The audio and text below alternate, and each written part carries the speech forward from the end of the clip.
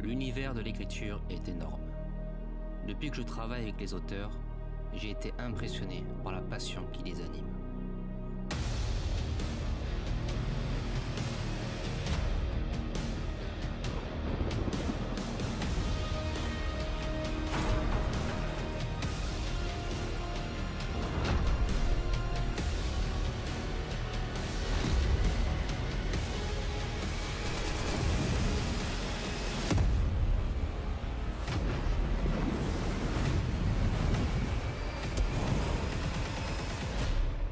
Écrivons ensemble le prochain chapitre.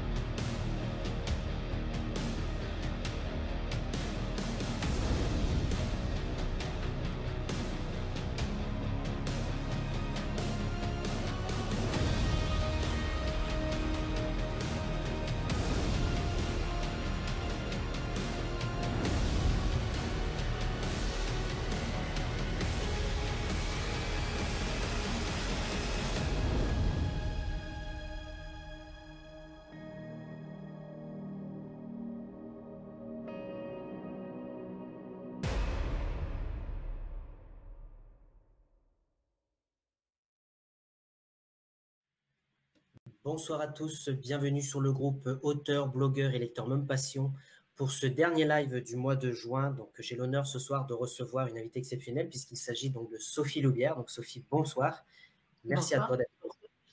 Voilà, donc merci d'avoir accepté de venir échanger sur ton univers livresque avec nous. Donc comment ça va se passer? Les gens vont poser des questions en commentaire et tu seras donc invité à y répondre.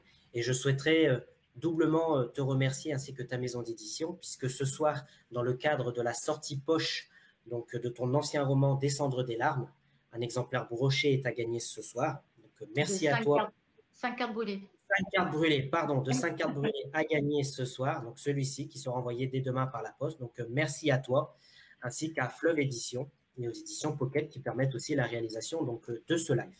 Donc, merci à tous d'être là. Est-ce qu'en attendant les premières questions, tu pourrais donc te présenter? Oui. Alors, je m'appelle Sophie Loubière, je suis née en 66. Quand j'étais petite, je ne pensais pas du tout être romancière. Je me destinais plutôt au cinéma. Je voulais être actrice à Hollywood. Et puis, je faisais beaucoup de piano, du dessin. Je faisais rire mes copines parce que je faisais des sketchs. Mais en fait, j'étais déjà en train d'écrire. J'écrivais dans ma tête des histoires. Je jouais beaucoup des histoires avec mes poupées, enfin, une espèce de Toy Story féminin. Et très vite, de fil en aiguille, mes profs de français m'ont encouragée à écrire. J'ai suivi des études de lettres, puis après j'ai bifurqué vers le journalisme pendant de nombreuses années et la communication. J'ai fait de la communication graphique, j'avais une agence de pub. Et puis à partir des années 80, fin 90, j'ai eu l'occasion pour la radio à France Inter, où j'ai été engagée, d'écrire des feuilletons, des petites séries, des petits polars radiophoniques pour lesquels j'ai eu un prix en 95. Et là, ma carrière de romancière s'est lancée par le biais de la radio. Un premier roman en 99 dans la collection Le Poulpe, dirigé par Patrick Rénal et Jean-Bernard Puy. Ensuite, 2 romans en littérature générale chez Balland. Et puis après, ça a vraiment été l'ancrage dans le noir, dans le roman policier ou le polar, avec Dernier parking avant la plage, Dans l'œil noir du corbeau, L'enfant au caillou, qui est un peu mon best-seller aujourd'hui, qui s'est vendu en langue anglaise dans le monde entier. Et puis les derniers romans, Black et White Coffee, À la mesure de nos silences, 5 cartes brûlées l'année dernière, donc il y a eu le Landerneau, et voilà, j'aborde ma 20e année de publication avec De cendres et de larmes, qui vient de sortir au mois de juin. Eh bien, écoute, merci pour cette belle présentation. Donc, je salue donc, tous ceux qui viennent d'arriver, Dominique Guénin, Céline Bourbon, Linda Da Silva. Donc, merci à tous. Je vous rappelle hein, qu'un exemplaire broché est à gagner ce soir de 5 cartes brûlées, je ne me trompe pas cette fois-ci, qui vient d'être édité donc, chez Pocket. Voilà, donc, merci à toi ainsi qu'à Fleuve. Est-ce que tu pourrais donc nous présenter ton univers livresque? Ah, mon univers livresque, tu veux dire ce que j'écris? Qu'est-ce qui caractérise mes romans? Voilà, c'est ça. Et puis comment tu t'es lancé dans l'écriture de ton... J'écris surtout sur des... J'aime bien travailler sur des faits réels parce que ça donne vraiment une assise à l'histoire que je vais raconter. J'aime bien aussi avoir un contexte historique. Donc, en général, je travaille le déroulé de mes histoires tout en regardant ce qui s'est déroulé, ce qui s'est passé cette année-là, les grands événements, les petits aussi. Je travaille sur des décors réels. Donc, si je décide d'écrire un roman qui se passe sur la route 66, comme je l'ai fait avec Black Coffee, eh bien, je pars aux États-Unis pendant 6 semaines pour faire des repérages, des photos, prendre des notes. Ça nourrit mon imaginaire et puis ça donne une vraie crédibilité à ce que j'écris. Je suis quelqu'un de très sensitif, très émotionnel. C'est pour ça que je suis souvent un peu up and down. C'est-à-dire que je peux être enthousiaste et carrément désespérée dans la minute d'après, sans être bipolaire. Voilà, je suis simplement hypersensible. Et c'est un atout quand on est romancier parce que ça nous permet justement d'aller chercher très très loin dans l'émotion, de travailler la psychologie des personnages vraiment dans la dentelle, dans le détail. Et puis, j'adore les personnages de losers, ceux que j'appelle les losers flamboyants, ceux qui font tout pour être ridicules, qui vont très très loin dans la bêtise. J'adore les personnages à la Jacques Weber.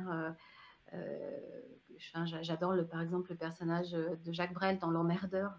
Je trouve que c'est des personnages qui vont très très loin et je vais les adapter moi dans le polar. Je vais en faire des gens qui vont des jusque boutistes. J'aime aussi les personnages de femmes fortes, alors fortes dans tous les sens du terme, hein, puisque dans 5 cartes brûlées, mon personnage féminin atteint plus de 100 kilos à un moment. J'aime les femmes de caractère parce que j'ai été élevée par une mère qui avait beaucoup de caractère, parce que je suis moi-même une femme de caractère et que je crois qu'aujourd'hui, on a tout intérêt à avoir cette force-là, cette force mentale pour survivre en milieu hostile, c'est-à-dire dans la société dans laquelle nous sommes aujourd'hui. Avec cette prise de conscience que voilà, les femmes ont longtemps été effacées dans le domaine culturel, dans le domaine du polar notamment. J'entends encore des gens me dire, mais vous écrivez du polar, mais c'est plutôt un univers masculin. Ben non, Agatha Christie est l'auteur qui a vendu le plus de romans policiers, et le roman policier, le roman à énigme, a été inventé par une femme qui s'appelle Anna Kathleen Green à la fin du 19e siècle. Donc voilà, mon univers, c'est un peu tout ça. C'est à la fois de l'humour noir, du sociétal. J'aime travailler sur ce qui est en lien avec notre société. Et puis beaucoup d'imaginaire, beaucoup de romanesque. Et j'adore vous manipuler, en fait. D'accord. Justement, j'ai lu donc 5 cartes brûlées. Et comme je l'ai dit dans ma chronique, c'est vrai qu'on a l'impression que tu nous manipules. D'ailleurs, on va pouvoir en parler. Est-ce que tu peux, avant de regarder la bande-annonce de ce roman, donc 5 cartes brûlées, est-ce que tu peux donc nous en parler? Et comment t'es venue l'idée justement d'écrire ce roman qui est quand même assez anecdotique? Comme toujours, c'est un mélange de plusieurs pièces. En fait, la première pièce du puzzle, c'est une rencontre avec une femme dans un hôtel pendant des vacances à Punta Cana. On est toutes les deux à barboter dans la piscine en maillot de bain et nos enfants jouent ensemble. Et on sympathise et Laure me dit, parce qu'elle s'appelait Laure, qui est un très joli prénom, elle me dit, bah, tu sais, si tu m'avais connue il y a 6 mois, tu ne me reconnaîtrais pas. Je pesais 100 kilos de plus. Enfin, je pesais plus de 100 kilos, pardon. Et j'ai en face de moi une femme qui, donc elle est en maillot de bain, qui n'a absolument pas les stigmates d'une femme qui aurait pu avoir perdu du poids. Elle a un corps qui est très, très beau, très ferme. Et je me dis, mais voilà, c'est un personnage à part entière, très, très intriguant. Comment on peut perdre autant de poids, plus de 50 kilos en 6 mois, et tel un beau signe, soudain, se révéler être une femme magnifique. Donc j'ai travaillé un petit peu sur l'histoire de Laurence, enfin de Laure, que j'ai appelée Laurence dans mon roman. Et puis j'ai aussi travaillé sur énormément de documentation en allant regarder ça et là sur des blogs de femmes qui avaient fait des opérations au niveau de l'estomac, donc réduction de l'estomac, on appelle ça une sleeve ou un bypass. Elles sont très nombreuses en France à avoir subi cette opération et à avoir eu un changement de vie, parfois spectaculaire. Ça, c'est la première pièce du puzzle. La deuxième, ça va être le lieu, Chaudzeg, que je vais découvrir vraiment par hasard en me perdant sur la route dans l'Aveyron. Je dérive vers le Cantal avec mon mari à la recherche désespérée d'une chambre d'hôtel un 15 août. Et on tombe sur cette ville incroyable qui recèle un petit bijou, qui est un casino dans son centre-ville, qui ne paye pas du tout de mine, avec une seule salle de jeu. Et dans cette salle de jeu, une table de blackjack avec une croupière. Mon mari est joueur, donc on va tous les deux s'asseoir à cette table. Et la croupière va prendre les 5 premières cartes du sabot, les écarter et dire 5 cartes brûlées. 5 cartes brûlées, ça veut dire que on va écarter ces cartes du jeu pour éviter que quelqu'un ne compte les cartes et nous triche. Et tout de suite, je dis à mon mari, ça fera un super titre de roman. Et ça y est, tilt, deuxième pièce du puzzle, j'ai en face de moi mon héroïne. J'ai trouvé son métier, elle sera croupière. Et puis la troisième pièce de puzzle, en fait, je l'avais au départ, mais je ne savais pas quoi en faire. C'est un fait réel qu'un ami avocat de Nancy m'a raconté, une affaire sur laquelle il a plaidé, et qui regorge de détails extrêmement effrayants, glaçants, mais qui est terriblement intéressante quand on s'interroge sur les notions de culpabilité. Qui est victime, qui est coupable dans une affaire comme celle-ci. En 2 mots, telle qu'elle est évoquée au début du roman, on va découvrir dans une chambre d'hôtel un homme et une femme ensanglantés. Une agression très violente s'est passée dans cette chambre, on ne sait pas si quelqu'un est entré, c'est vraiment un mystère en chambre close. Et on va ensuite retourner dans le passé, 30 ans auparavant, et suivre un homme et une femme, leur vie se dérouler jusqu'à ce qu'on retourne dans cette chambre à la fin du roman. Voilà à peu près les éléments que j'ai mis en place pour 5 cartes brûlées. Ouais, bah, en tout cas, bah, merci pour cette présentation du roman. Alors, je ne sais pas si tu veux une autre question ou est-ce que tu veux qu'on regarde la bande-annonce en attendant? Tu me dis. Ouais, on peut regarder. Alors, c'est pas, on appelle ça une bande-annonce, mais en fait, c'est un montage que j'ai fait à l'occasion d'une résidence à Chicago, il y a 3 ans. Je préparais un peu J'aime bien préparer des petits montages avec les photos que j'ai dans ma documentation qui me permettent d'imaginer l'univers du roman. Donc, ce n'est pas du tout une bande-annonce à caractère commercial, c'est vraiment un travail personnel. Voilà, je tenais à le dire, avec une musique que j'ai choisie, qui est celle du compositeur Gabriel Yared pour la musique Chocolat. Très bien, bah, écoute, on regarde donc la bande-annonce. N'hésitez pas à poser vos questions. Donc, je salue tous ceux qui sont présents ce soir. Donc, posez vos questions. Donc, on regarde tout de suite la bande-annonce.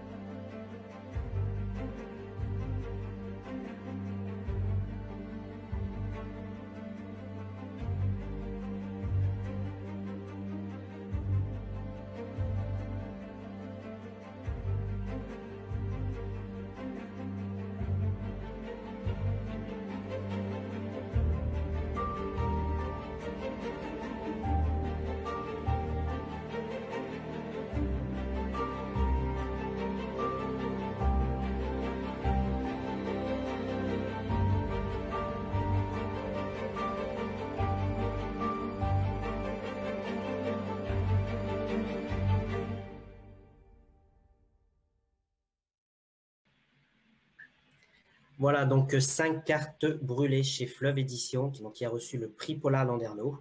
Donc, à gagner ce soir. Donc, n'hésitez pas à poser vos questions. Sophie, si je te dis famille, solitude, femme, identité et psychologie, est-ce que ça te parle? Oui, en fait, c'est les mots qui vont identifier ce roman, 5 cartes brûlées, qui sont vraiment les grandes thématiques. Dans ce roman, je vais aborder aussi toutes les addictions. J'aurais pu choisir le mot addiction. Toutes les addictions, enfin quelques-unes, hein, qui sont importantes et malheureusement qu'on connaît parfois. L'addiction à la nourriture, l'addiction au sexe, puisqu'on va parler des sites d'escorte, l'addiction au jeu, évidemment, avec le blackjack, et l'addiction au sport, qui est une forme d'addiction dont on parle peu, mais qui est aussi toxique. Enfin, on en devient très, très dépendant. Voilà, et puis après, je dirais l'addiction aux sentiments, parce que on est très dépendant depuis l'enfance aux sentiments que les gens nous portent, notamment les premières personnes auxquelles on va sourire, notre mère, notre père, notre frère ou notre sœur. Et parfois, la fêlure, elle est là tout de suite, dès le départ. Quand un bébé ne se sent pas rassuré, ne se sent pas aimé, ou qu'un frère ou une sœur maltraite un petit frère, une petite sœur, c'est là, dès le départ, que les cartes sont jetées pour quelqu'un. Et c'est de ce point de départ que j'ai travaillé pour De cendres et de larmes, pour 5 cartes brûlées, parce que le personnage de Laurence est donc cette petite fille que son grand frère maltraite psychologiquement plus que physiquement. Enfin, il a tendance quand même un peu à pas lui mettre des claques, mais à la pousser, la faire tomber. Et je me suis inspirée pour le personnage de Laurence de mon propre frère, parce que j'avais un frère aîné de 3 ans de plus que moi, Jean-Philippe, qui malheureusement est décédé il y a quelques années. Quand j'étais petite, Jean-Philippe ne voulait pas de petite sœur. Et d'autant qu'on m'avait imposé dans sa chambre. Donc, partager son univers, sa petite chambre, ça lui plaisait pas trop. Donc, il avait un peu fait de moi son souffre-douleur. Il testait sur moi pas mal de tours et de farces. Et son passe-temps, parfois, c'était quand même un peu d'essayer de me perdre dans la forêt ou de me faire tomber de la balançoire. Ça a forgé mon caractère, je dois dire. Et puis surtout, ça m'a toujours mis... j'ai toujours une attention très appuyée sur les enfants en souffrance. Je repère très facilement quelqu'un dans un groupe qui est mis à part ou qu'on va humilier par jeu. Voilà, tout ce type de maltraitance psychologique, c'est quelque chose qui évidemment me touche de près. Ouais. C'est vrai qu'en tout cas, merci pour ce portrait de Laurence qui est vrai, subit beaucoup de maltraitance de la part de sa famille, autant morale que physique. Donc, merci beaucoup. Et il y a justement... Non, elle n'a pas de maltraitance physique de la part pardon, hein, de sa famille, parce que je ne voudrais pas qu'on pense que c'est un horrible roman misérable. Pas du tout, non, non, elle est dans une famille, les parents sont infirmiers psychiatriques, donc c'est des gens qui travaillent beaucoup, qui sont très pris par leur boulot, avec des horaires infernaux, et la maman, elle a tendance à prendre des trucs, des somnifères pour dormir. Elle n'est pas toujours très, très nette quoi, dans sa tête. Et il y a peut-être un déficit affectif, oui. Mais elle est très aimée de son père, elle aime beaucoup son père, peut-être trop. On le verra dans le roman. D'accord, ok, merci à toi. Et justement, il y a une question de Dominique Guénin, donc tu as partiellement répondu tout à l'heure, mais peut-être pour les personnes qui nous rejoignent, qui dit « Comment avez-vous choisi le titre 5 cartes brûlées ?» Oui, alors donc effectivement, Dominique, c'est en jouant au blackjack, en m'installant à cette table du petit casino de Chaudzay avec mon mari il y a quelques années, qu'au moment où la croupière ouvre la partie, elle va retirer 5 cartes du sabot qui contient 5 jeux de cartes. Elle va écarter les cartes comme ça sur le côté de la table et dire 5 cartes brûlées. Et c'est en l'entendant dire cette phrase qui signifie on va brûler, c'est-à-dire on supprime 5 cartes du jeu, que je me suis dit que ça ferait un très beau titre pour ce roman. D'autant plus que Chaudzec, je ne l'ai pas précisé, c'est une ville thermale qui a la particularité de posséder plusieurs sources d'eau chaude, enfin en tout cas plusieurs fontaines. Il y a une source d'eau chaude qui passe sous la ville, c'est pour ça qu'il y a des thermes chaudes là-bas. Et c'est une eau qui sort à plus de 90 degrés. Donc le côté brûlé, brûlant, eau brûlante, en plus l'eau rance, voilà, l'eau rance. Il y a pas mal de jeux sur la phonétique, sur les mots et sur la chaleur. Pas mal de petits clins d'œil, effectivement, donc à la ville de Chaudzeg. C'est ça. Chaudzeg. Les aigues sont des pierres plates, en fait, donc des pierres chaudes. D'accord, ok, merci beaucoup. Michel Jouve qui nous dit « Ah oui, il donne envie de lire », donc 5 cartes brûlées. Guillaume Cocurie qui dit « Bonsoir Sophie, bonsoir Florian. Est-ce que le plan du roman était bien construit avant l'écriture ?» Plus ou moins, oui. En fait, très vite, j'ai compris que ce serait une double narration. C'est-à-dire qu'on aurait à la fois, on serait dans la tête de Laurence, donc à la première personne. Donc tous ses sentiments et sa perception du monde, sa perception des choses et des émotions. Et puis, on aurait une autre narration qui est donc le point de vue omniscient à la troisième personne où eh bien, on vous raconte ce qui se passe. On a un point de vue sur Laurence. C'est très important dans ce roman parce que certaines choses vous sont dites par la voix de Laurence, d'autres vous sont dites par la narration. Et c'est l'addition des deux qui, normalement, devrait faire que je vais complètement vous mener par le bout du nez. Donc, c'était intéressant, ce choix-là. On y retrouve, comme dans L'Enfant au caillou, des extraits d'articles de presse. Ça, c'est un moyen que j'utilise pour amener une progression dans la narration et dans le déroulement des événements. Ça permet d'avoir des repères chronologiques. Et puis, ça évite des grandes pages de bavardage. En un article, on a compris ce qui s'est passé. Ce sont des ellipses littéraires, comme on peut en avoir aussi parfois au cinéma, où soudain, eh bien, on va avoir un extrait d'archives à la télévision qui va nous résumer une histoire qui aurait pris peut-être 10 minutes à un personnage à nous raconter en plan fixe. D'accord. C'est vrai que dans ce roman, comme tu dis, tu nous rappelles quand même que dans la vie, et c'est d'ailleurs ce que dit ton thriller, sur les 5 cartes de la vie, la dernière est toujours fatale en fait. Et oui, évidemment, hein, puisque on va dire que c'est celle de la mort, hein, en tout cas, à moins qu'on ait la chance d'avoir une carte supplémentaire. Mais oui, la première carte étant celle de la vie, la dernière est forcément fatale.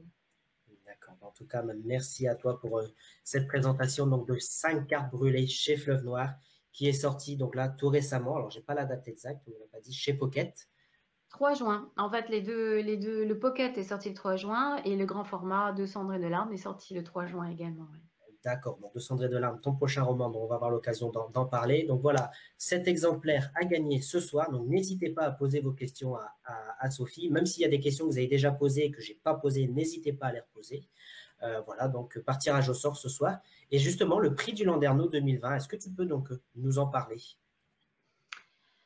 Le prix Landerneau, j'ai appris que j'avais ce prix l'année dernière au mois de février, je crois. On n'était pas encore en confinement.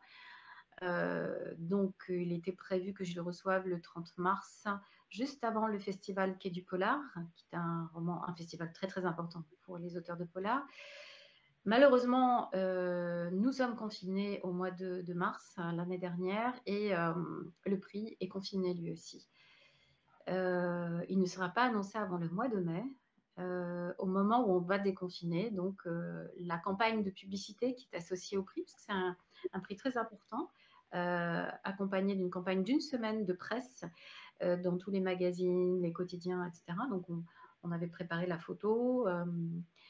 La campagne de pub a lieu, donc dès le déconfinement, ils annoncent le prix officiellement par l'AFP. Il n'y a pas de remise officielle, il n'y a pas de petit four. Il n'y a pas de champagne et surtout, il n'y a pas de livres. C'est-à-dire qu'au moment où on va déconfiner, les libraires sont saturés de cartons, c'est la panique à bord puisque les librairies ont été fermées, elles aussi, et le livre n'est plus en rayon. Donc, les gens vont le commander, bon an, mal an, et certains vont devoir attendre plus de 3 semaines. Il n'est pas non plus disponible sur Amazon ni les sites de vente en ligne parce que eh bien, le livre est en réimpression. Et vous savez que partout, tout était ralenti, y compris les imprimeries. Et puis, il faut faire fabriquer le bandeau. Enfin bref, ça a été un prix Landerneau catastrophique, mais merveilleux, puisque grâce à ce prix Landerneau, le livre a continué à vivre l'année dernière, contrairement à d'autres auteurs qui n'ont pas eu cette chance d'avoir cet éclairage et qui ont plongé avec le confinement en termes de vente. Donc, voilà, en même temps, un grand bonheur et puis un petit cœur serré, hein, voilà, parce que c'est un prix qui, normalement, peut, comme on dit, casser la baraque en termes de vente. Mais bon, voilà, on a quand même, on s'en est bien sorti. D'accord, en tout cas, merci à toi de parler des librairies, parce que c'est vrai que c'est très important donc, de les soutenir. Et je rappelle, je fais la petite parenthèse, que nous avons donc 3 librairies qui sont partenaires de ce groupe, pour les auteurs, pour les lecteurs, donc n'hésitez pas à les contacter, qui sont là. La librairie du Prado Paradis dans le 8e arrondissement de Marseille, la librairie Vauban dans le 6e, et la librairie Le Pic Vert à Affuvaux. Voilà, donc n'hésitez pas à les contacter, à aller en librairie pour acheter vos romans, c'est vraiment très important. Surtout en librairie, oui. Surtout en librairie, effectivement. Et surtout maintenant. Oui, ah bah oui, c'est sûr. Avant les vacances. Merci. Et justement, tiens, puisqu'on parle de librairie, et après je vais revenir sur les questions précédentes, il y a Dominique qui demande, est-ce que tu as des salons prévus cet été où on peut venir te rencontrer en dédicace? Oui, alors Dominique, j'ai un salon, mais c'est pas cet été, c'est maintenant tout de suite là. C'est ce week-end, je vais être à Quai du Polar à Lyon, vendredi, samedi et dimanche. Donc c'est vraiment le salon qui va terminer la tournée promo qui a fait un petit mois sur De Cendres et de Larmes. Mais je vais avoir beaucoup de salons en revanche à partir de septembre. Je vais beaucoup me déplacer jusqu'à novembre en espérant qu'on ne reconfine pas très vite. Je vais mettre la liste de mes salons sur ma page Facebook. Voilà, je vais communiquer dès début juillet. Je mettrai la liste des rendez-vous pour la rentrée septembre. Mais cet été, non, je vais faire comme vous, je pense. Je vais essayer de prendre un peu de repos et du bon air. Oui, c'est vrai qu'avec l'année qu'on vient de passer, prendre un petit peu de repos, c'est bien mérité en tout cas. Merci pour ces informations. Donc là, je vais voir une question de Guillaume et après, je te propose qu'on parle de ton recueil de nouvelles, puisqu'il faut quand même en parler, parce que lui, il est chez Pocket. Donc, il y a Guillaume qui nous demande qui est votre première lectrice ou votre premier lecteur? J'ai un petit groupe de lectrices qui sont mes lectrices bêta ou mes bêta lectrices, c'est-à-dire que je me remets totalement à elles lorsque je commence un livre et que les doutes m'assaillent. Je préfère que ce soit des lectrices qui ne sont pas mon éditrice, par exemple, parce que leur retour ne va pas influer sur, ne risque pas de donner une image qui pourrait inquiéter l'éditeur. Ça peut arriver que je démarre un bouquin et que ce ne soit pas top, quoi. Donc elles vont me le dire tout de suite. Et je ne vais pas user le regard de mon éditeur parce que déjà qu'il va devoir ou elle va devoir lire plusieurs versions. Donc, je préfère garder ce petit moment où je vais papillonner, on va dire, commencer à installer tout doucement les choses. Voilà, je fais lire à quelques amis. Donc, il y a une journaliste, une bibliothécaire, une lectrice passionnée et blogueuse. Et je crois que j'en oublie une, c'est terrible. Ou alors elles sont plus que 3, je ne sais plus. Enfin bref, à un moment, j'avais un ami, un monsieur dans la boucle, un passionné de lecture, mais en fait, il m'a lâchement abandonné parce qu'il préfère lire le livre quand il est définitif. Justement, il y a souvent une question qui circule. Est-ce que, par exemple, tu fais appel à des bêta-lecteurs, des alpha-lecteurs, justement? Et bien justement, c'est ce que je viens de te dire. Voilà, c'est ça, mais c'est que, on va dire, si, parce qu'il y a souvent des personnes qui demandent si on peut contacter l'auteur. Donc, est-ce que, par exemple, toi, on peut te contacter ou pas? Oh non, c'est pas la peine parce que là, je les ai depuis Voilà. 5 ans. J'ai le même groupe de lectrices et elles connaissent bien mon travail. Et c'est important d'avoir des gens qui connaissent aussi mon travail, qui sont capables de juger par rapport à ce que j'ai fait avant. Voilà, donc en fait, c'est ce petit groupe de lectrices, de super nanas qui me suivent depuis plusieurs bouquins, dont Nathalie, une amie journaliste. Et mon mari me lit, mais plutôt au stade final. Parce que c'est quelqu'un qui lit en général quand il se couche tranquillement dans le lit. Et en fait, c'est assez déprimant parce que quand je lui donne un chapitre à lire, il s'endort entre pages, quoi. Donc, c'est pas très motivant. Il s'excuse, évidemment, mais ça lui fait avec tous les bouquins, quoi.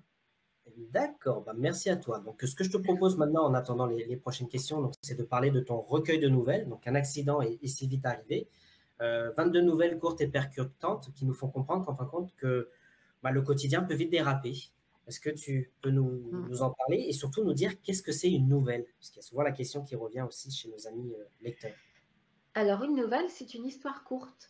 C'est l'équivalent du court-métrage au cinéma. Donc, on va vous raconter une histoire, mais une histoire qui n'est pas suffisamment ample, où on va faire un focus sur une petite histoire qui n'a pas besoin de développement extraordinaire. Une nouvelle, elle peut faire entre 2, 3, 4 pages ou 15 pages, par exemple, ou même plus 20 ou 30. Après, on va passer sur des formats un peu plus grands, plus importants, qui s'appellent des novellas. Mais la nouvelle, c'est vraiment une histoire courte. Quand j'écris une nouvelle, par exemple, l'histoire de 5 cartes brûlées, je n'aurais jamais pu la raconter sous la forme d'une nouvelle. Je n'aurais pas pu, je serais passée à côté du développement des personnages. Dans une nouvelle, ce qui est intéressant, c'est qu'on va faire vraiment un focus sur quelque chose de fort qui va tout de suite frapper l'esprit. Et puis dans l'écriture de la nouvelle, il faut être tout de suite dedans. C'est un travail vraiment particulier d'écriture. Tout de suite, en quelques lignes, il faut installer le décor, les personnages, le contexte et l'histoire. Donc, c'est pas évident. Oui, j'imagine bien. Oui. Et justement, donc pourquoi 22? Pourquoi 22? Oh, alors là, j'en sais rien. Je crois que c'est par rapport au format qu'on avait. En fait, j'ai une centaine de nouvelles qui sont publiées en numérique chez 1221 et j'avais envie qu'elles existent sous forme de papier afin de pouvoir proposer un recueil de nouvelles à mes lectrices, mes lecteurs et aussi aux ados, puisque ce petit recueil dont tu parles, Un accident est si vite arrivé, est accessible aux ados à partir de la classe de 3e, 4e, 3e, enfin plutôt 3e. Donc, il a fallu faire un choix. Donc, j'ai proposé à mon éditeur un certain nombre de textes et il y a un minimum de pages pour éditer un pocket, un format de poche. Et donc, il fallait 22 nouvelles. Voilà. En gros, c'est ça. Mais moi, j'aime bien parce que c'est un peu 22 v'là les flics. Donc, le chiffre me plaisait bien. Et donc, ce sont effectivement 22 nouvelles très différentes, pour la plupart inspirées de faits divers, donc de faits réels, comme cuisine à l'italienne. Je vais évidemment romancer, imaginer des développements qui me sont propres, mais à la base, ça part de voilà, 4-5 lignes tirées d'un journal dans un fait divers qui tout de suite va m'inspirer une séquence, un truc sympa, quoi. En général, c'est de l'humour noir. Hein. Ouais, on se marre bien avec mes nouvelles. C'est noir, c'est triste, mais on sourit quand même. Oui, c'est vrai, hein. Donc, ben, je le vois dans le résumé derrière. Par exemple, comment toucher une grosse indemnité d'assurance avec une boîte d'allumettes, se retrouver en photo dans le journal. Enfin, voilà, c'est des choses qui peuvent arriver très vite dans la vie du quotidien, mais qui, par Mm. ton écriture, se retrouvent assez plaisant à lire, en tout cas. Merci à toi. Ça se lit Euh, assez facilement, en fait, tu vois, dans les transports en commun, entre deux stations de métro. Voilà. Mais oui, si bah, j'ai bien travaillé, vous allez louper votre station. Voilà. en tout cas, je le lis, comme je disais tout à l'heure en off. Hein, c'est vrai que je le lis, voilà, quelques petites nouvelles par-ci par-là. Donc, je suis presque à la fin, mais vraiment, c'est très intéressant et je vous invite vraiment à le lire. Donc, À disponible chez dose Pocket. homéopathique. Et puis, il coûte pas cher. Enfin, je parle du prix parce que le prix d'un livre, c'est pas anecdotique du tout. C'est le premier prix chez Pocket, donc on doit être à 5,90 €. C'est le prix le plus bas qu'on pouvait avoir pour ce recueil. Et je voulais un petit prix pour justement que les ados puissent l'acheter, que ce soit pas compliqué quand les profs vont demander d'aller acheter un livre. Voilà. C'est très important le prix du livre. Merci pour les jeunes, en tout cas. Merci beaucoup. Une nouvelle question. Donc, Daniel, bonsoir. Verna Dufour qui nous dit donc merci pour ce beau direct. Deux questions tout à trac. Bonsoir Sophie. Quelle est votre conception du bonheur? Est-ce que écrire vous apaise? Très belle question. Ouais, elle est bien la question. Ma conception du bonheur. Euh, c'est euh, c'est de toujours tendre vers l'humain, c'est de pouvoir toucher le cœur des gens, les âmes, pouvoir aider au travers de mes romans. C'est voir un lecteur ou une lectrice venir vers moi très ému en me disant qu'en fait ce que j'ai écrit c'était presque leur histoire ou que ça les a aidés à comprendre des choses, ça les a aidés à passer un cap difficile. Euh, le bonheur, c'est de voir mon fils faire ses premiers pas d'écriture à 13 ans, écrire une magnifique nouvelle alors qu'il est dyslexique et que c'est quasiment de la phonétique ce qu'il écrit, mais la structure est là. Le bonheur, c'est d'être dans mon jardin, de jardiner, de voir que les framboises ont bien poussé. C'est d'avoir un chat qui vient sur moi se lever et puis qui commence à gratter les rideaux parce qu'il a faim. C'est avoir la chance d'avoir une famille, d'avoir réussi à traverser la pandémie sans que personne ne décède dans ma famille proche et de pouvoir continuer à espérer écrire tant qu'il y aura des lecteurs et des lectrices pour me lire. Ce qui est de plus en plus difficile puisqu'il y a de plus en plus de livres qui se vendent et que les focus médiatiques sont faits, se resserrent de plus en plus sur le top 10 on va dire, ou le top 20 des auteurs. Donc c'est vraiment, on met en avant des gens qui n'ont plus besoin d'être mis en avant, mais qui sont une garantie financière des maisons d'édition. Donc des Musso, Lévy, Bussy, Bernard Minier. C'est vraiment des personnes qui ont enfin, ils ont une très belle carrière, ils ont du talent. Et, mais voilà, c'est sur eux qu'on va miser toujours, toujours, toujours, parce que ça assure aux maisons d'édition un rendement, une rente, alors que dessous, il y a ce plafond de verre où énormément d'auteurs et d'autrices talentueux et talentueuses, eh bien, n'arrivent pas à percer parce que voilà, on n'a pas dépassé ce stade de, je ne sais pas, 50 000 ventes ou que sais-je. Et ça, ça s'est accentué avec le confinement, hélas. Donc, c'est un bonheur fragile que d'être édité, mais c'est effectivement quelque chose de merveilleux. Et il y avait une deuxième question, c'était, je ne sais plus. Alors, c'était quelle est votre conception du bonheur et qu'est-ce que écrire vous apaise? Est-ce qu'écrire m'apaise? En fait, écrire, ça fait mal parfois parce qu'on va puiser, en tout cas moi, je vais puiser dans des émotions très fortes, des expériences pas forcément agréables. Hein. Je vous parlais tout à l'heure de la maltraitance de mon frère, de ces moments où j'ai vraiment souffert dans mon corps. Je me souviens d'une fois où on jouait à se jeter dans le lit de mes parents et on avait plein de coussins à la tête de lit, donc j'avais 7 ans. Ma mère était partie, elle n'était pas là, mon père non plus. Et à un moment, je vois qu'il est prêt à retirer le coussin. Et je lui dis, tu retires pas le coussin? Non, non, je retire pas. Et évidemment, je m'élance et il retire le coussin et bam, j'ai la tête qui a cogné le mur. Je suis tombée dans les pommes. C'est la seule fois dans ma vie où j'ai perdu conscience. Et quand je me suis réveillée, il y avait une odeur de synthol. je crois il avait paniqué. Donc et puis, il m'avait bandé le visage, mais n'importe comment. Et puis, ma mère était penchée sur moi en disant, Sophie, il y a quelqu'un. Et elle a pris ça à la plaisanterie. Mais je pense que vraiment, j'ai failli mourir, quoi. Donc, évidemment, quand je me souviens de moments comme ça, que je puise dans ces émotions-là pour construire un personnage, c'est un peu douloureux.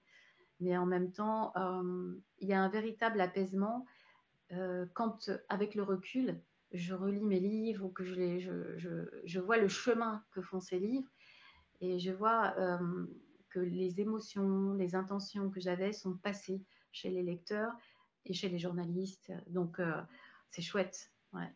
L'apaisement, il est là, mais pas sur le moment. D'accord, bah, merci en tout cas pour ce témoignage émouvant. Et justement, Dominique, qui est d'accord avec toi concernant les auteurs mis toujours en avant alors que des bons auteurs sont là et ne sont pas lus, hélas. C'est qu'on a beaucoup d'auteurs auto-édités dans ce groupe. Et c'est vrai que beaucoup nous disent effectivement que voilà, on parle souvent des grands, comme tu disais tout à l'heure, sans les citer, mais est-ce que tu aurais des conseils à donner à des petits auteurs justement pour se lancer dans l'édition, pour ceux qui n'osent peut-être pas franchir le pas? Peut-être attendre un peu parce que la période, elle n'est pas très bonne. En ce moment, il y a eu beaucoup trop de manuscrits qui sont arrivés à la faveur du confinement dans les maisons d'édition. Et j'ai peur que vous soyez assez mal reçus ou maltraités. Maltraités, enfin, je veux dire, pas avec une considération qui n'est pas celle que devraient avoir vos écrits. Mieux vaut parfois attendre, peut-être encore un petit peu, peut-être 6 mois. Et surtout, faites lire votre manuscrit, faites corriger votre manuscrit. Si vous avez la chance d'avoir dans votre entourage un professeur de français, c'est vraiment important. Et faites-vous lire par des gens qui ne sont pas spécialement de grands amis. Parce que vos amis vont vous lire et vous dire que c'est très bien, que c'est formidable, vous avez beaucoup de talent. Mais il faut quand même des gens un petit peu exigeants, voilà, des gens extérieurs si possible. Et surtout, n'essayez pas de copier, entre guillemets, enfin, je veux dire, ne vous inspirez pas trop de ce qui se fait déjà. Essayez de trouver votre propre écriture, votre propre chemin. C'est très important avoir une plume. C'est ce qui fera la différence au final. Si votre roman ressemble, alors, eh bien, autant aller chercher l'original plutôt que la copie. Essayez de vous défendre vous et d'avoir votre plume. Très bien, bah, merci beaucoup. Donc, merci pour les auteurs de ce groupe. Juste une petite question, et après on va enchaîner sur ton nouveau roman, donc Deux cendres et de larmes. Michel Jouve qui nous dit où ça exactement le quai du Polar à Lyon, pour les Lyonnais justement, ou pour te Ah retrouver. ouais, ça va être difficile de te répondre, Michel, parce que en fait, cette année, Quai du Polar à Lyon a explosé complètement la géographie de la manifestation. Il y a des choses à l'hôtel de ville, donc les rencontres se font à l'hôtel de ville, mais la plupart des dédicaces se font quai Sarail. Donc, me concernant, ce sera quai Sarail pour les dédicaces sur le stand Tramway, de la librairie Tramway. Le plus simple, c'est d'aller sur le site de Quai du Polar. Vous avez en fait toutes les dédicaces par auteur qui vous sont proposées. Et ce que je vais faire, puisque c'est assez compliqué, on a des horaires de dédicaces. Par exemple, samedi, moi je crois que c'est 17h, 16h, 18h. Samedi, ça va être le matin et 1h le soir. Dimanche, ça va être le matin et un peu l'après-midi. Donc en fait, je vais tout mettre sur ma page Facebook. J'ai fait un joli PDF tout à l'heure que je vais essayer de transférer puisque je n'ai plus de fibre. Et voilà, je suis sur mon téléphone portable depuis tout à l'heure. Merci Soch, qui me dépannera dans une semaine. Voilà, mais ouais, cette année, c'est un peu compliqué qu'il y ait du polar. Il faut avoir une trottinette, je crois. D'accord, ok. Donc à retrouver donc sur ta page Facebook, hein, j'ai mis donc ton lien dans la description plus haut là-haut. Hein, vous cliquez sur le nom Sophie Oui, la Loubière. page perso. Ouais. Voilà, sur la page perso Sophie Loubière. Perso, je mettrai sur les deux, la perso et officielle. Alors sur la page perso, je mets aussi des photos, des choses un peu plus personnelles, mais sinon sur la page officielle, en général, je mets que ce qui concerne les salons. D'accord, ok. Donc n'hésitez pas à aller jeter un œil et je salue donc Nabila qui vient d'arriver, qui dit Hello, je suis en retard. C'est pas grave, là n'est pas fini. Et puis tu arrives au bon moment, Nabila, puisqu'on va maintenant parler donc de ton dernier roman qui est sorti en librairie donc le 3 juin de cette année, Deux cendres et de larmes, toujours chez Fleuve Noir. Voilà, écoute, je te laisse la parole. Peux-tu rapidement nous le présenter, puis on regarde le petit trailer tout de suite après. Ouais. Alors, De cendres et de larmes, c'est un roman qui se passe dans un cimetière, le cimetière de Bercy à Paris, dans le 12e arrondissement. C'est un lieu qu'on ne connaît pas, que franchement, à part les gens qui habitent le secteur, est tout à fait invisible du monde, puisqu'il est cerné de hauts murs. J'ai découvert par le plus grand des hasards ce cimetière parce qu'il y a 2 ans, au mois d'août, mon fils a fait une rencontre en colonie, une charmante jeune fille qu'il a eu envie de revoir. Donc, il m'a donné son adresse, on avait rendez-vous à Paris. Et une fois arrivé à l'adresse que mon GPS avait repérée, je lui ai dit, mais t'es sûre que c'est là? Parce que l'adresse que tu m'as donnée, c'est un cimetière. Et il me répond, oui, maman, elle habite dans un cimetière. En fait, mon fils était tombé amoureux de la fille du gardien du cimetière de Bercy. Donc, on est rentré dans ce cimetière et tout de suite, sur ma gauche, j'ai découvert une maison qui est incroyable puisqu'elle a 2 siècles. Toutes les fenêtres donnent sur les tombes et elle est adossée au mur d'enceinte. Donc, c'est un huis clos. Vous rentrez chez vous, imaginez, vous rentrez chez vous, eh bien, vous êtes dans un cimetière. Et tout de suite, je me suis dit, mais quelle vie étrange ça doit être que de vivre dans cette maison. C'est pas comme quand on habite une maison avec une vue vague sur un cimetière. Là, c'est vraiment toutes les fenêtres, chaque pièce est orientée sur le cimetière. Voilà, donc ça m'a inspiré l'histoire d'un huis clos, une sorte de Shining urbain, on va dire, en référence au film de Kubrick, plus qu'au roman de Stephen King, puisque j'ai plus été sur les thématiques soulignées par Stanley Kubrick. Et puis, un autre film en référence, c'est E.T. Je ne peux pas vous dire pourquoi, vous le découvrirez en lisant le roman. Je peux simplement vous dire qu'il est question d'un personnage étranger qui serait dans ce cimetière. C'est un roman très anxiogène, mais ça commence vraiment tout doucement, tout va bien au début, comme dans les comédies américaines. Hein, voilà, on est super content, on déménage dans une grande maison, chaque enfant aura sa chambre, et petit à petit, on s'aperçoit que la maison, elle est spéciale, que ce lieu est spécial, et que le gardien du cimetière, Christian, va puiser dans ce lieu, dans ses nouvelles fonctions, une inspiration qui va l'amener à se mettre à la peinture. Mais ce qu'il peint est très particulier. Quant à Madeleine, sa femme, elle a un métier qui, pour le moins, est opposé au cimetière, puisqu'elle est caporal-chef sapeur-pompier à la caserne Nativité, qui se trouve à 5 minutes. Et Madeleine, son métier, c'est de sauver les gens. Et son mari, Christian, c'est de veiller des morts. Je trouvais ça très intéressant d'imbriquer l'un et l'autre. Et plus on avance dans le livre, et plus on se rend compte combien c'est compliqué de sauver les gens, et combien c'est apaisant ou fascinant ou attirant de veiller les morts. D'accord, ok. Écoute, avant d'en dire plus, ce que je te propose, c'est de regarder donc, le Thriller Book et ensuite on pourra donc poser les questions qui sont en commentaire.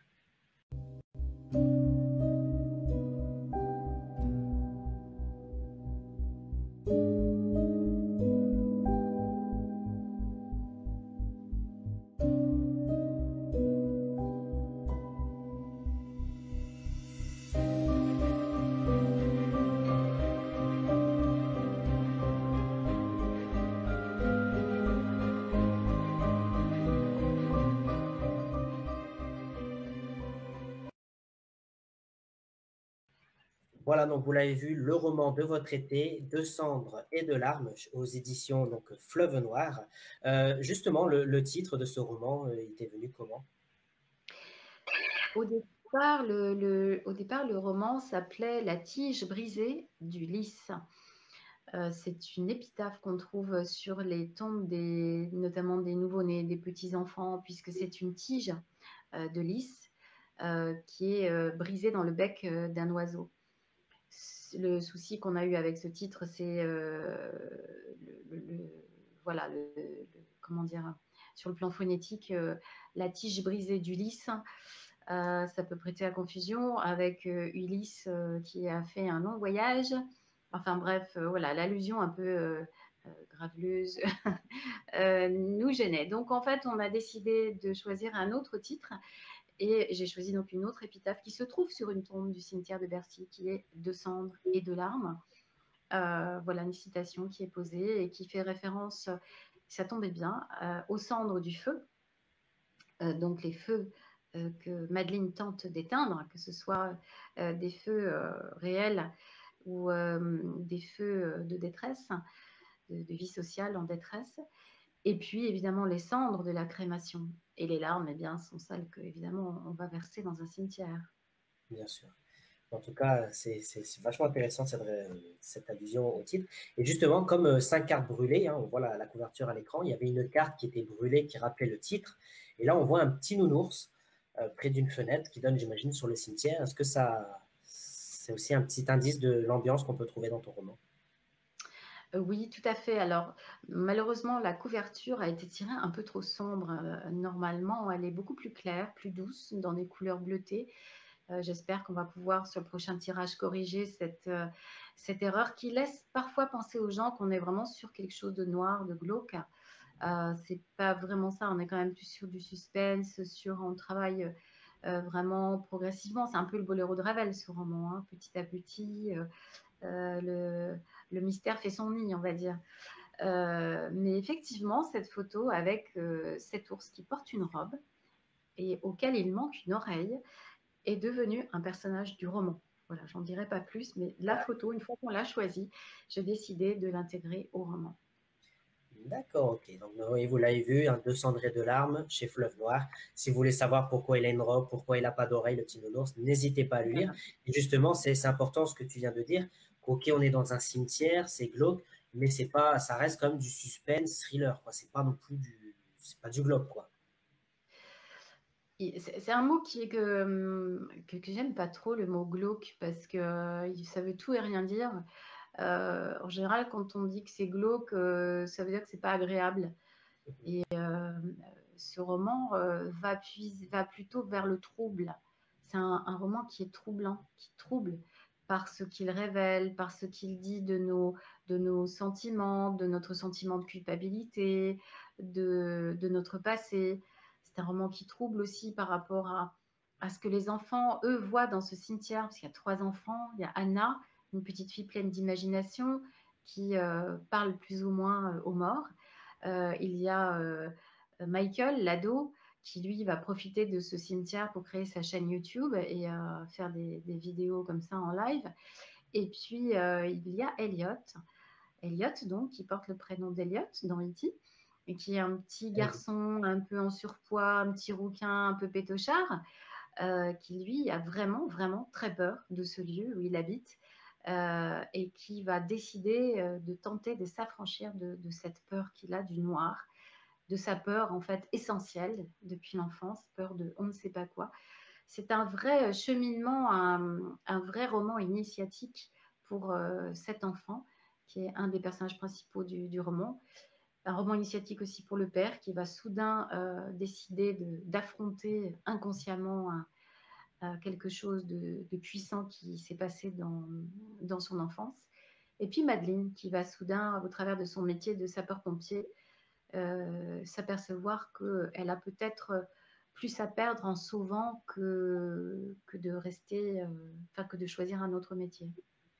D'accord, ok. Donc, 2 cendres et de larmes aux éditions Fleuve Noir. Donc, je rappelle pour ceux qui nous rejoignent, hein, je vois que Grégoire est là, Grégoire Godino, Bibicha Bibiche, tout le monde est là. Donc, je vous rappelle, voilà, ce soir, dans le cadre de sa sortie chez Pocket, 5 cartes brûlées à gagner ce soir. Donc, voilà, chez Fleuve Noir qui est sorti donc, en 2020. Donc, 5 cartes brûlées chez Fleuve Noir. Il y a aussi Un accident ici vite arrivé actuellement chez Pocket. Et le petit dernier qui est chez votre libraire depuis le 3 juin. De cendres et de larmes. Sophie, merci à toi d'avoir participé à ce live. Voilà, j'espère que les questions t'ont plu. J'espère que pour vous, les réponses ont été pertinentes. Donc voilà, je te laisse le mot de la fin, mais encore une fois, merci à toi. Je te souhaite donc de bonnes vacances, de bien profiter. Bon week-end pour le salon, donc ce week-end à Lyon. Et je rappelle, j'espère vous retrouver peut-être pour ceux qui sont dans la région à Lyon pour le festival Quai du Polar. Et puis on en avait parlé en off, Florian, tu sais, c'est en fait mon blog le blog que je consacre à chacun de mes romans. En fait, je crée un blog sur lequel je vais vous mettre plein d'informations qui vont vous permettre, une fois que vous avez lu le livre ou avant de le lire, eh bien, d'avoir une image, par exemple le visage de Christian dans De Cendres et de larmes. Vous le trouverez sur le blog, puisque c'est un acteur que je suis allée chercher. Vous allez trouver le visage des enfants aussi, des photos du cimetière, et aussi la musique du roman, puisque j'ai longtemps été journaliste à France Inter et France Info, et je faisais des chroniques consacrées au cinéma et à la musique de film. Et donc, vous allez découvrir la bande sonore du roman sur ce blog. Il vous suffira de le lire en écoutant les titres qui sont sur la playlist, avec un lien qui vous renvoie sur Spotify, donc sur mon compte Spotify. Donc, c'est une playlist gratuite que vous pouvez donc écouter en même temps que vous lisez De Cendres et de larmes. En tout cas, n'hésitez pas à aller sur le blog. Je l'ai vraiment fait pour vous. Voilà, donc il est dans la description, là-haut. N'hésitez pas à regarder. Hein, il y a toutes les informations, on a dit. Donc, c'est sur ton roman, donc De Cendres et de larmes, mais tu l'as fait aussi pour les précédents. Hein. Black Coffee. Je l'ai fait il y a un blog pour Black Coffee, pour White Coffee et pour 5 heures brûlées. Voilà, en tout cas, n'hésitez pas à aller faire un petit tour. N'hésitez pas à le partager, à nous faire des retours à Sophie. Et n'oubliez pas, ce week-end, le salon du polar à Lyon. Et il y aura toutes les informations sur ta page privée et officielle dès ce soir. Voilà, donc merci à toi, Sophie. Je vous dis, voilà, merci à tous d'avoir participé à ces lives du mois de juin. Et je vous annonce qu'on se retrouvera donc fin juillet, début août pour une série de lives encore une fois. Mais je ne vous en dis pas plus, ce sera quelques surprises. Merci à toi, Sophie. Bon week-end. Bonnes vacances. Bonnes vacances à toi aussi. Prends bien soin de toi. Et puis, on se dit donc à très bientôt.